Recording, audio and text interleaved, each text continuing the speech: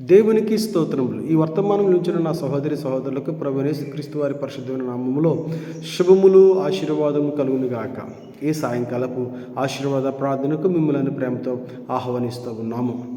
ఈరోజు వాక్య అంశము ఎక్కడ దాగి ఉన్నావు.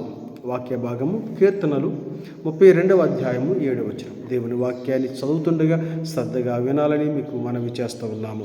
నా దాగు చోటు నీవే, శ్రమలో నుండి నీవు నన్ను రక్షించదువు, విమోచన గానములతో నీవు నన్ను ఆవరించదువు. ప్రియ సహోదరి సహోదరులారా, మన జీవితంలో ఎన్నోసార్లు మన మనసు అడుగుతుంది, నా బాధల నుండి నేను ఎక్కడికి వెళితే, ఎక్కడ దాగితే బాగుంటుంది, ఈ సమస్యల నుంచి ఎవరు రక్షిస్తారు, ఈ ఒత్తిడి, ఈ భయము నాకే రావాలా, ఈ ఒంటరితనము నన్నెందుకు వెంటాడుతుంది, ఎక్కడికి పారిపోతే నాకు సమాధానము శాంతి దొరుకుతాయి, ఈ శ్రమల నుండి నేను ఎక్కడ దాగితే తప్పించబడతాను అని మనం ఆలోచిస్తూ ఉంటాం. దావీదు భక్తునికి కూడా ఇలాంటి శ్రమలు ఎదురయ్యాయి. అతని జీవితంలో ఒంటరితనము, శత్రువుల భయము, మరి పాప భారము అనేవి అతన్ని కాటేశాయి. కానీ అతని గొప్పతనం ఏంటంటే, అన్ని శ్రమలలో కూడా, అన్ని బాధల్లో కూడా ఒక సత్యాన్ని గ్రహించాడు. నాకు నెమ్మది కలగాలంటే, నాకు కలిగిన ఒంటరితనము, భయము, చీకటి, పాపభారము నా నుంచి దూరం కావాలంటే నా దాగు చోటు దేవుడే అని సత్యాన్ని గ్రహించాడు. దేవుని వైపు చూశాడు. దాగుచోటు అంటే ఏమిటి? మనం దాక్కునే చోటు అంటే భయపడకుండా రక్షణ లభించే స్థలం. ప్రపంచంలో డబ్బు, సంబంధాలు, సామాజిక స్థాయి, మద్యం, సినిమాలు ఇవన్నీ తాత్కాలికమైన దాగుచోట్లు మాత్రమే. అవి శాశ్వత రక్షణ ఇవ్వవు. దేవుడు మాత్రమే శాశ్వత ఆశ్రయము. ఆయన మాత్రమే దాక్కునే చోటు. ఏ శత్రువు భయము ఉండదు ఆయనలో దాగుకుంటే. ఏ సమస్య మనల్ని తాకదు ఆయనలో దాగి ఉంటే.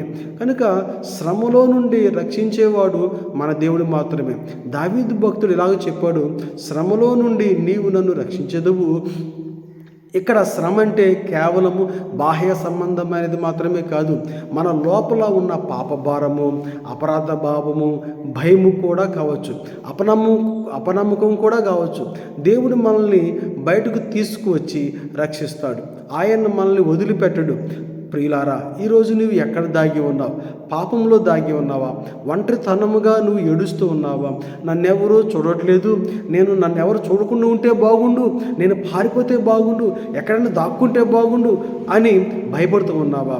డబ్బు, ఇహలోక సంబంధమైన కోరికలు నిన్ను వెంటాడుతున్నాయా? శ్రమలకు భయపడుతూ శత్రు భయమును కలిగి ఉన్నావా? ఇప్పుడే దేవుని వైపు చూడు. ప్రభు నీ దాగుచోటే ఉంటాడు. నిన్ను రక్షించేవాడు, నీ శ్రమల నుండి విడిపించేవాడే ఉంటాడు. ప్రభువుని కోరితే ఆయన నీకు సహాయం చేస్తాడు. మరి దేవుణ్ణి కోరతావా? నీ దాగుచోటు దేవుడిగా ఉంచుకుంటావా? నీవు దేవుని సన్నిధికి దాగడానికి, దాగుచోటుగా ఏర్పాటు చేసుకోవడానికి వస్తావా? అయితే దేవుడు నిన్ను ప్రేమతో ఆహ్వానిస్తున్నాడు. నీవు అక్కడ మాత్రమే సురక్షితంగా ఉండగలవు. దేవుడు అలాగూ నిన్ను తన రెక్కల కింద దాచి రక్షించి ఆశీర్వదించును గాక. ఆమేన్. ప్రార్థన చేద్దాం.